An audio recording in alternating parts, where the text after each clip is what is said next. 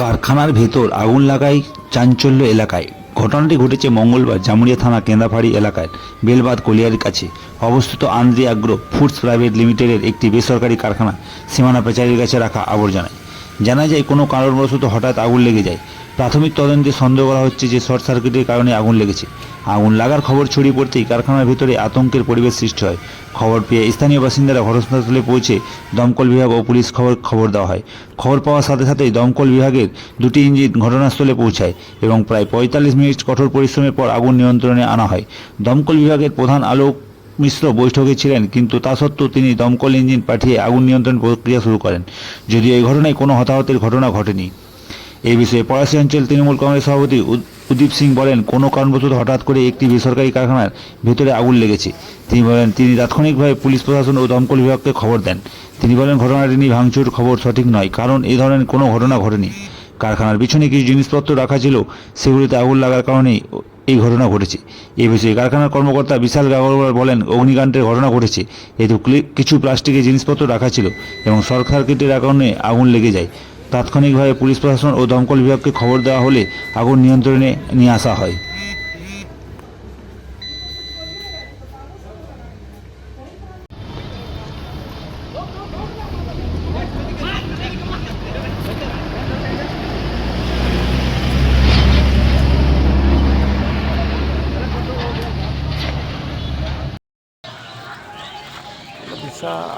চৌ লাগছে তো দুনিয়া কিছু নাই এখন আমাদের গাঁড় পেটেছে সেটা অনেক ওপর গেছি ঘর থেকে দেখা পেয়েছি মানে বিরাট ওপর।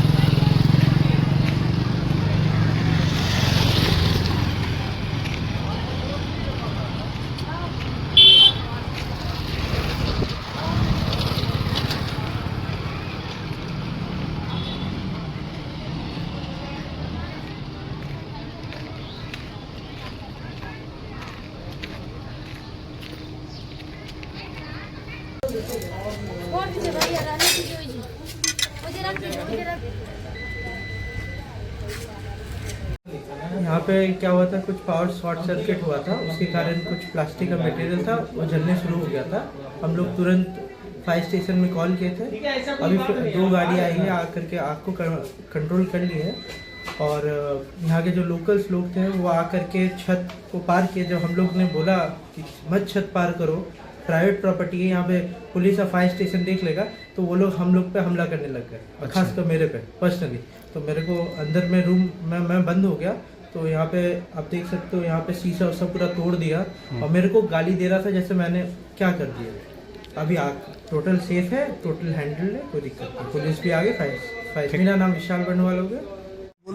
তপসি এরিয়া যখন বলছেন তখন তো আমার কিছু বলার নাই, কিন্তু অঞ্জলি ফুড বলে তো আতরি ফুড বলে একটা আছে আমাদের সিঙ্গারান মোড়ে। আতরি ফুড বলে যেখানে সয়াবিন ফ্যাক্টরি তৈরি হয়, ওইখানে পেছন দিকে কিছু প্লাস্টিক আবর্জনা রেখেছিল, তাতে ফায়ার হয়েছে। ভাঙচুরে তো কোনো কিছু হয়নি, ফায়ার হয়েছিল। আমি এখনই এই রামনবমীর পুজো উপলক্ষে আমাদের ওসি জামুরিয়ার নেতৃত্বে একটি সভা ডাকা হয়েছে। সেই সভায় আসার সময় দেখলাম যে আগুন জ্বলছে, তখনই আমি গাড়িটা দাঁড় করে এখানে এসআই সুশান্ত ঘোষ মাসও ছিলেন, উনি ছিলেন। আমি বড়োবাবুকে ফোন করলাম, আইসি কেন্দ্রা পিপিকে এটা ফায়ার ব্রিগেড পাঠান, এবং আমি নিজেও আমাদের শ্যামসেলে যে ফায়ার ব্রিগেডে যে গাড়িটা আছে, আমি আলোক মিশ্রা বাবুকে ফোন করলাম, উনি সঙ্গে সঙ্গে আমাকে রেসপন্স দিলেন এবং ফায়ার ব্রিগেডের গাড়িটা এখনই গিয়েছে এবং আগুনটা বুঝেছে। এই ভাঙচুরে কে কি কোথায় করেছে আমার কিন্তু জানা নাই। কি ক্ষয়ক্ষতি হয়েছে?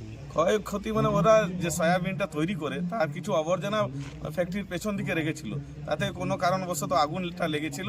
সেই আগুনটার জন্য আমি নিজেই ফায়ার ব্রিগেডের জন্য আলোক মিশ্রা দাদাকে ফোন করছি, উনি খুব ভালো রেসপন্স দিলেন। মিটিংয়ে থাকা সত্ত্বেও কিন্তু আলোকবাবু আমাকে গাড়ি পাঠালেন, ফায়ার ব্রিগেড তার মিটালাম এবং বড়বাবুকেও ফোন করেছি আইসি কেন্দা পিপি, উনিও বললেন যে আমি ফায়ার ব্রিগেড দেখছি এবং ওখানে সুশান্ত ঘোষবাবু এসআই আমাদের সুশান্ত ঘোষবাবু উপস্থিত আছেন এবং আগুনটাকে মেজাচ্ছে। মানে কোনো রকম না না, ভাঙচুর এটা হয়নি? এই ধরনের ভাঙচুরে কোনো কিছু খবর নেই, আমার জানা নেই। আর আত্রি নাম আছে, আত্রি ফুড ফ্যাক্টরি, আরতি।